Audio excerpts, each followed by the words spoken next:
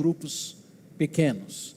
Então, eu quero te convidar para você caminhar comigo e procurar entender, enxergar como Deus vê as pessoas. Talvez você não tenha nem percepção de como é que Deus te vê.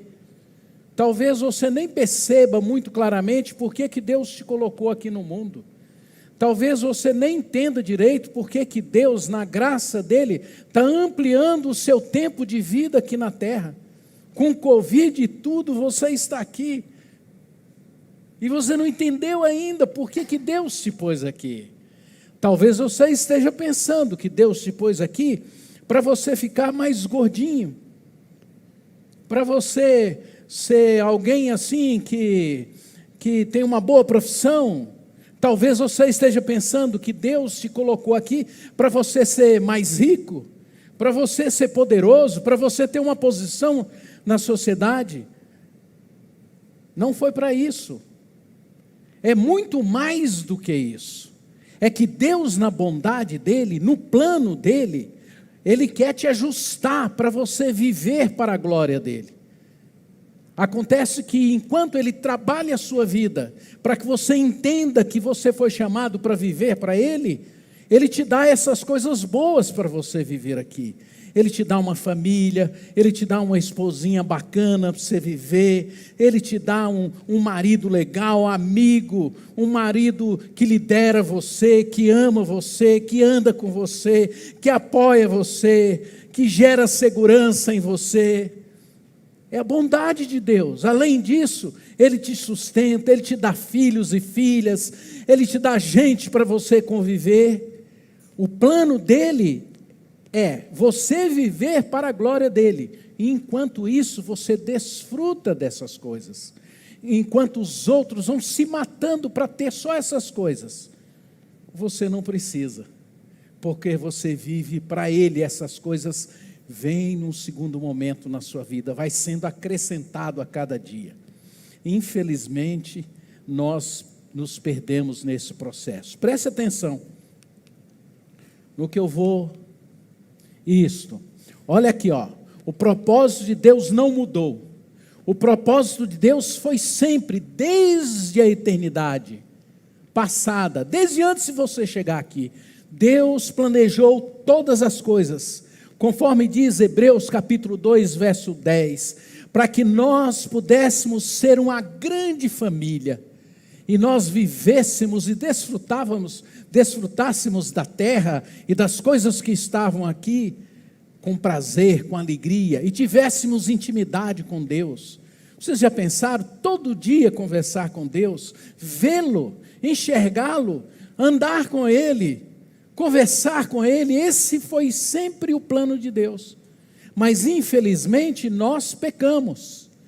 E quando nós pecamos, nós herdamos uma natureza. Ao pecarmos, nós nos tornamos pessoas distantes de Deus, independentes de Deus, separadas de Deus.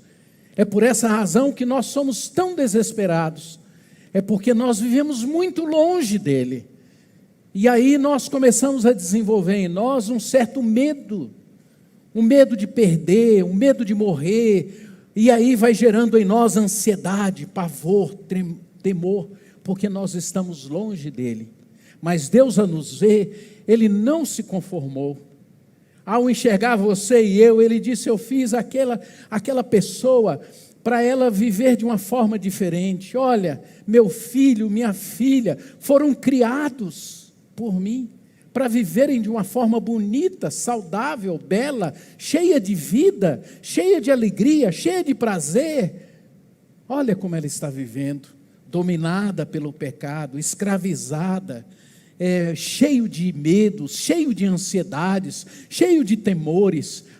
Então, eles combinaram na eternidade, Deus Pai, Deus Filho e Deus Espírito Santo, fizeram um acordo, e um deles disseram assim: nós vamos lá na terra, para resgatar aqueles meus filhos e as minhas filhas. E aí então Ele veio até nós, morreu, e nós que estávamos todos condenados à morte, nós começamos a entender a cruz de Cristo e o sangue de Jesus derramado para o perdão dos nossos pecados, e Ele começou a nos tratar, para que a gente volte e se encaixe no plano dele, viva para a eternidade de Deus.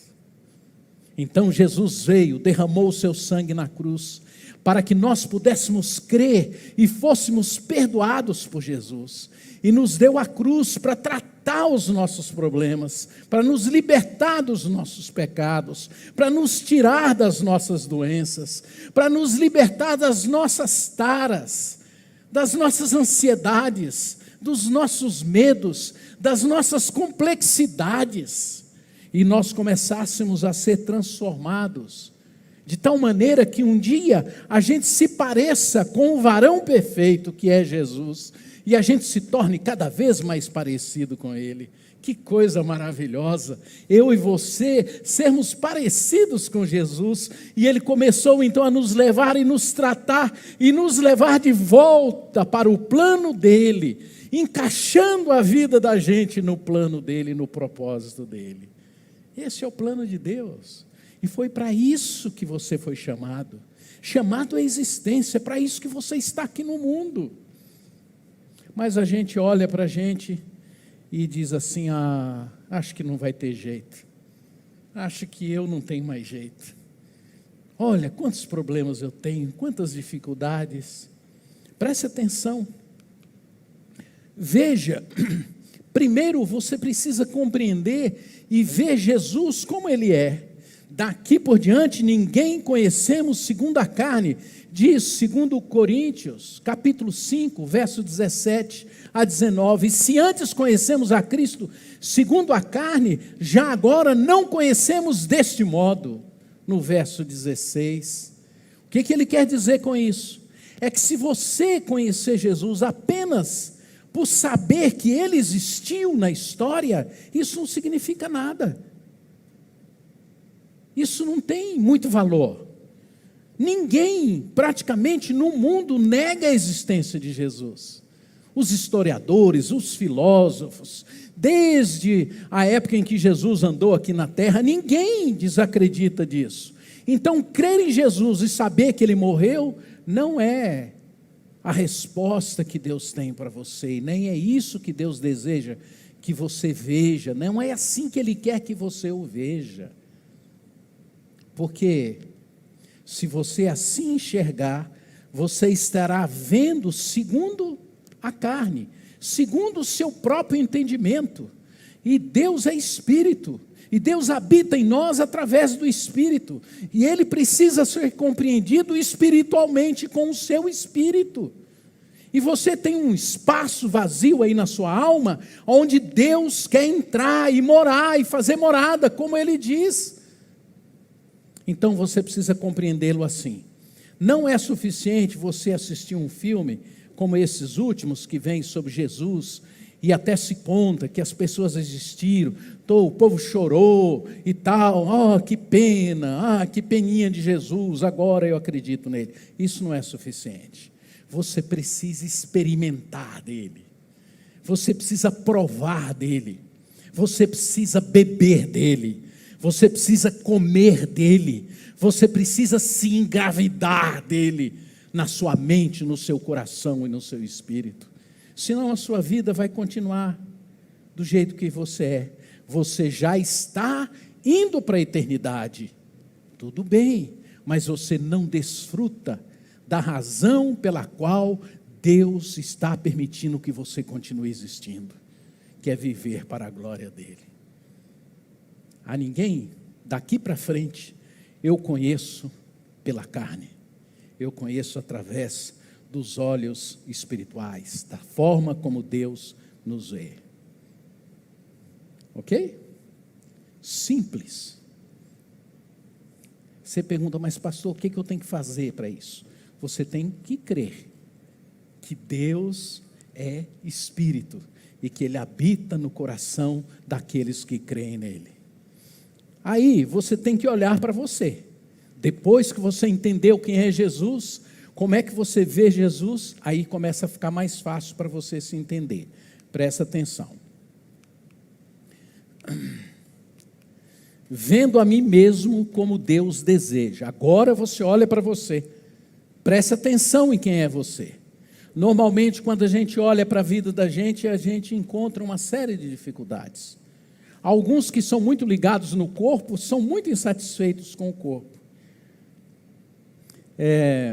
Quando eu era jovem, eu tinha muita vontade de ter os cabelos lisos, e eu tinha os cabelos encaracolados. Aí eu fui ficando mais idoso, e como vocês podem perceber, meus cabelos ficaram bem lisinhos, né? Eles nem aparecem mais. Nós somos sempre insatisfeitos com o nosso corpo. Nós somos sempre insatisfeitos com as coisas que nós temos. Ao longo da minha vida, eu convivo com as pessoas, elas estão sempre reclamando. Os filhos reclamam dos pais, e os pais reclamam dos filhos. As pessoas vivem o tempo todo reclamando uns dos outros. Elas não se dão conta de como Deus as vê. E Deus nos vê de uma forma maravilhosa. A palavra de Deus ensina que todos nós somos pecadores. E todas as vezes que vocês leem a Bíblia e vocês vêm aqui, vocês ouvem uma mensagem dizendo que nós somos pecadores. E nós temos consciência disso, nós somos pecadores. Mas isso se transformou numa desculpa para a gente não viver para a glória dele, para a gente não viver como filho. A gente conversa com as pessoas, pastor, o senhor sabe, eu sou pecador. Pecador é pecador, cai na tentação. Começa a virar uma desculpa, mas você não é apenas pecador. Se você crê em Jesus, você é um filho dele. E a palavra de Deus diz que aqueles que creem nele, aqueles que o recebem no coração, o Senhor, o Pai, deu-lhes o poder de serem chamados filhos de Deus. Agora você é filho. E quando você anda, você tem uma identidade, você tem um nome. As pessoas olham para você e elas sabem que você não é uma pessoa qualquer, porque agora você é habitado pelo Deus vivo, Ele é o seu Pai, e você tem que ter essa consciência, que Ele é o seu Pai, que Ele cuida de você, que Ele anda com você, que Ele vê todas as coisas e toda a sua vida do começo ao fim, ao mesmo tempo. Por isso Ele sabe o que está acontecendo com você agora, e o propósito dEle para você é bom, é saudável, é maravilhoso, é lindo, e você foi chamado para viver para a glória dEle. Aí você fica todo macambúzio, né? Todo, esse é o pecador mesmo, não tem jeito, eu não sei. Deus te chamou, você é um filho de Deus, você tem uma identidade, você tem que ter alegria, prazer em ser chamado filho de Deus. 1 João capítulo 4, verso 20 diz: vejam, irmãos, que grande amor Deus tem por nós, sermos chamados de filhos de Deus. Você deveria se levantar e aplaudir a Deus e dizer: obrigado, Senhor, porque o Senhor me fez teu filho. Jesus diz que Ele não se envergonha de nos chamar de irmãos, porque Ele é o primogênito entre aqueles outros irmãos, aqueles dessa grande família. Você é filho, e quando você é filho, você tem a identidade dele, você carrega o DNA dele, você tem a imagem dele sendo construída em você, e você passa a ser habitado por Deus. Como eu digo aqui todo domingo, Jesus disse assim: se vocês me amarem e obedecerem a minha palavra, eu e o Pai os amará, e eu e o Pai viremos e faremos morada dentro de você. Você é habitado por Ele.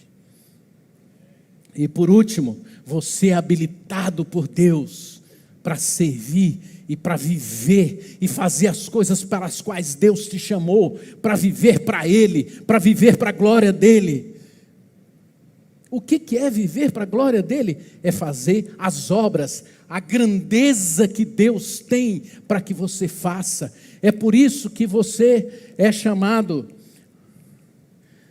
É por isso que quando Deus veio ao mundo, Ele nos deu a cruz, para que nós andássemos pela cruz e assim nós pudéssemos viver para a glória dele, sendo trabalhados, semelhante a Jesus. Essa é a grande obra, é ser parecido com Jesus. A grande obra de Deus é reunir a sua grande família.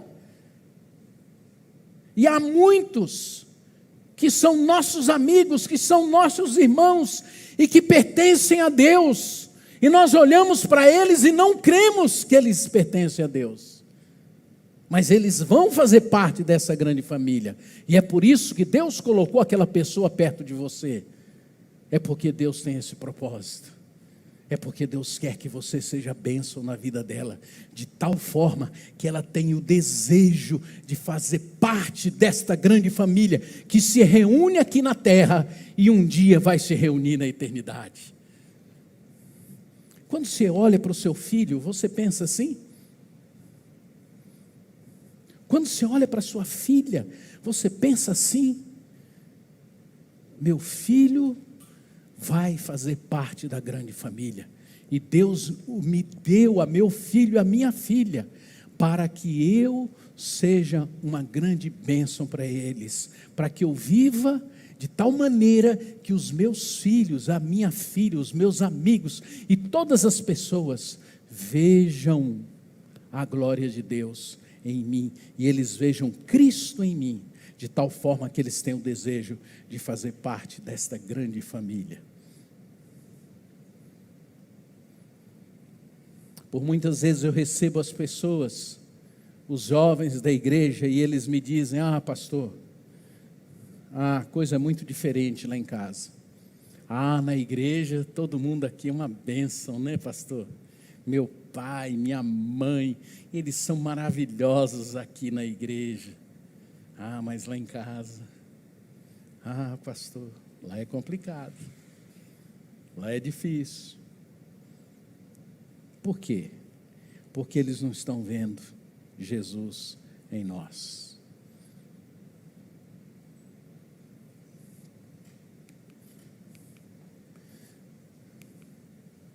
Vendo a mim mesmo como Deus veja, você é filho e filha de Deus, você é habitado por Deus e você é habilitado por Deus para que você apresente Jesus às pessoas. Vendo irmãos e irmãs como Deus deseja. Então você aqui está aqui na terra, muitos dos nossos irmãos e irmãs estão aqui, e nós olhamos para eles e a nossa tendência é a gente olhar com aquele olhar da carne, olhar para as pessoas a partir do nosso entendimento, olhar para as pessoas a partir do nosso julgamento, olhar para as pessoas a partir daquilo que nós acreditamos, olhar para as pessoas a partir da nossa percepção.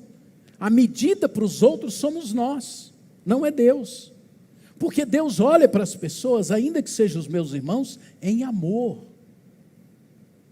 Não importa o que os nossos irmãos estejam vivendo e passando, quando Deus olha para eles, Deus os vê com amor. A palavra de Deus nos ensina em 1 João capítulo 4, 20, diz assim: como vocês podem dizer que amam a Deus, que vocês não veem, se vocês não amam aos seus irmãos a quem vocês veem?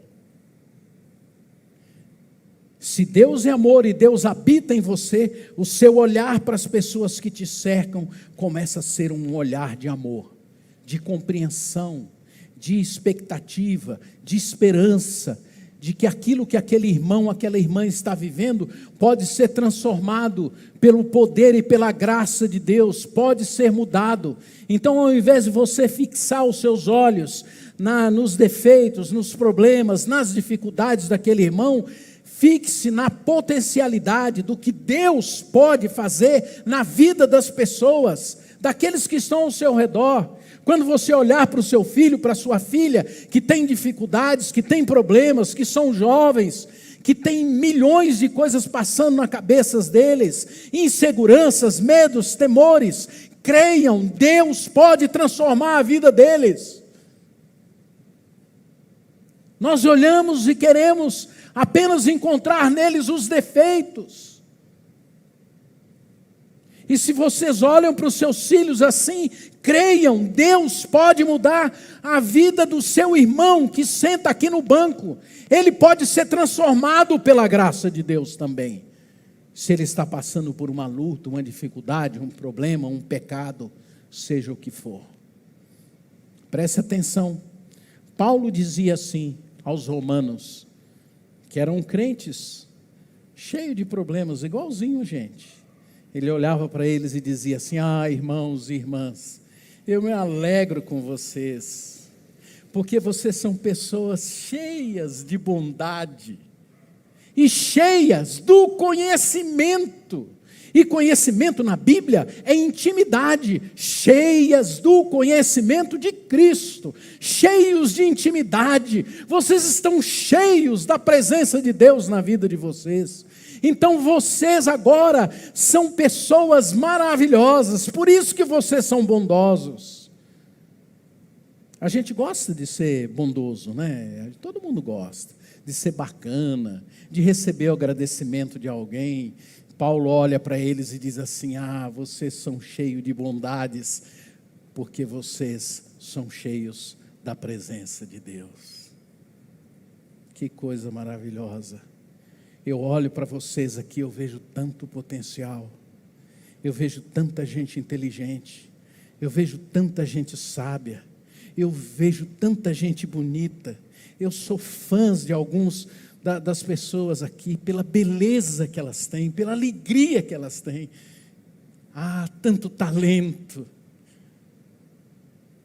Por que você não coloca tudo que você tem para você ser cheio do conhecimento de Deus e exalar pela sua vida o bom perfume de Cristo àqueles que te cercam? Vocês já perceberam do que a gente fala no nosso dia a dia? Da Covid, do Bolsonaro, da Petrobras, da vacina que não chega, mas a gente raramente fala do amor de Deus, da bondade de Deus, do carinho de Deus pelos outros seres humanos. Como é que a gente deve olhar para o não cristão? Como Deus deseja que a gente olhe para ele? Essa é outra coisa importante.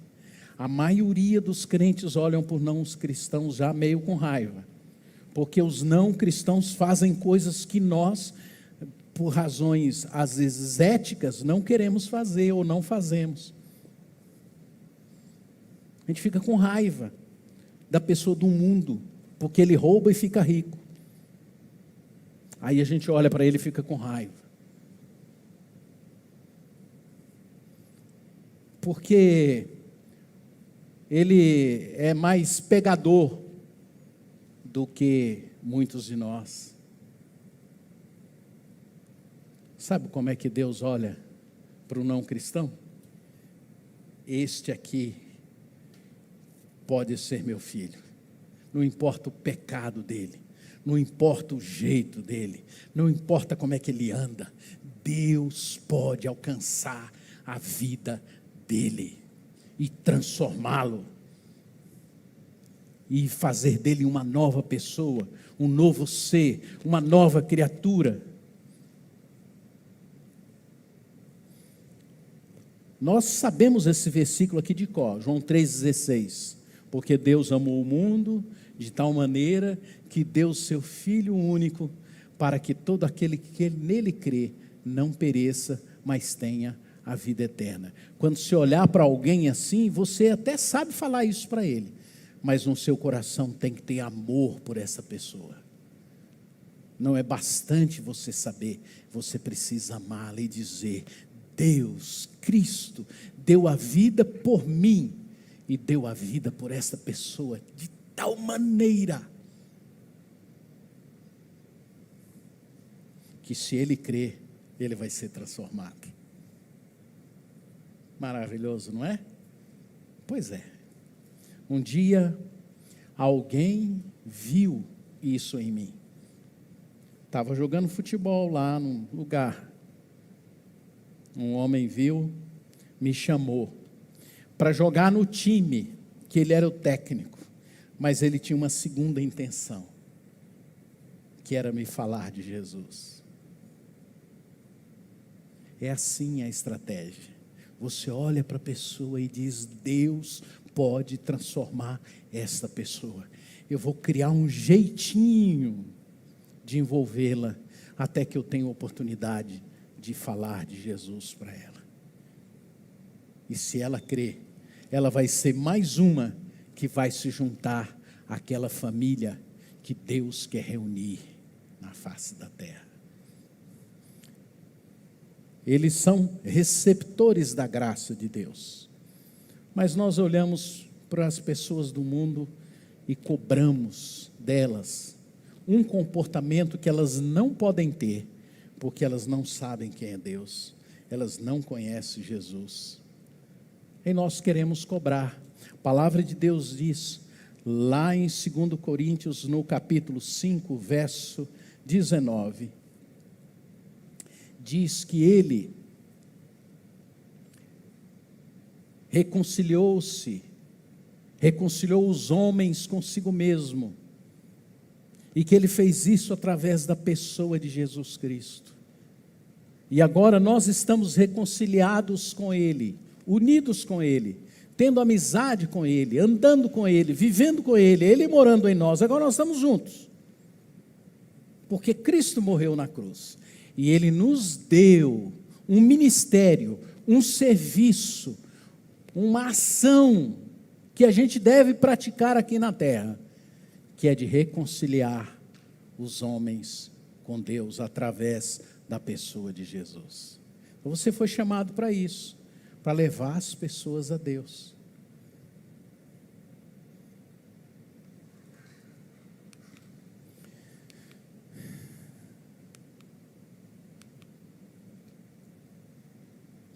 Então o desejo de Deus é uma família para a glória dele. Uma família que começa aqui e vive eternamente. Ver as pessoas como Deus deseja para a glória dele. Ele quer ter muitos filhos para a glória dele. Atos, no capítulo 13, verso 36, Paulo se refere à oração de Davi.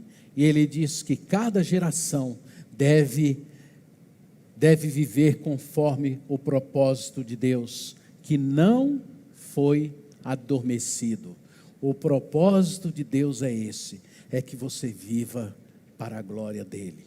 E viver para a glória dele é servir a Deus e deixar-se ser transformado por ele para servir a Deus e servir ao Senhor.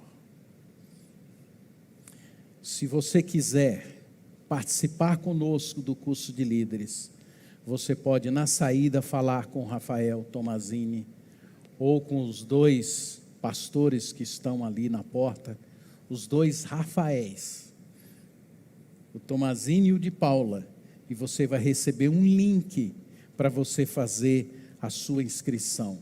Nós queremos que você seja bênção, nós queremos que você compartilhe o evangelho com as pessoas, que você forme um grupo ao seu redor, com seus vizinhos, seus amigos, suas amigas, para que você possa viver e servi-lo de uma forma que as pessoas tenham a oportunidade de conhecer a Jesus. Amém? Amém? Um amenzinho assim, gente, amém. Você pode, amém? Amém. Sou um filho de Deus, diga assim, sou um filho, uma filha de Deus. Amém, graças a Deus. Habitados por Jesus, para viver para a glória dele. Amém.